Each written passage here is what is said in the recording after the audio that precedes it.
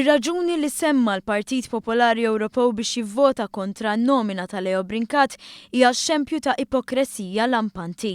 Għal dan il-kap tad-delegazzjoni tal-Partit Laburista fil-Parlament Ewropew, Alfred Sant, li refera għall-aġir tal-President tal-Kummissjoni Ewropea Jean-Claude Juncker, sostna li ma hemm l-ebda paragun bejn il-fatti dwar Leo Brincat li personalment ma kellu xejn x'jaqsam mal-Karti tal-Panama u l-fatti gravissimi dwar Juncker. Fakkar kif fl-aħħar elezzjoni għal Parlament Ewropew il-kandidat tal-Popolari Ewropej għal Presidenza tal-Kummissjoni Ewropea kien Jean-Claude Juncker. Kien fi żmien Juncker bħala Ministru tal-Finanzi ta' pajjiżu li saru l-arranġamenti skabrużi biex il-kumpaniji l-kbar jevitaw it-taxxi illum magħrufa mill-iskandlu tal-LuxLeaks.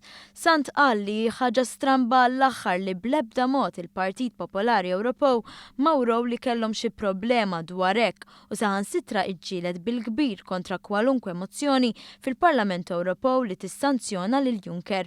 Fuq kollox, sostna Sant, il-vot kontra Leo Brincat mill-membri tal-Parlament Ewropew Nazzjonalisti hija ġrajja tal-mistħija fejn inkisret regola tad-deb fil-Parlament Ewropew, dik li Maltin ma jivvutawx kontra Maltin. Spjega kif il-voti kontra Brincat inqalbu wara li l-PPE, l-akbar grupp politiku fil-Parlament, iddeċida li jivvota kontra n-nomina. Dan wara li l-PN qal lid-deputati tiegħu fil-Parlament Ewropew biex jivvutaw kontra Brincat. Dan sar fuq skuża tal-biki. Matul is-smigħ tiegħu fil-Parlament, Leo Brincat qatt ma ġie kritikat fuq il-kompetenza, l-esperjenza jew l-integrità tiegħu, saħaq Alfred Sant.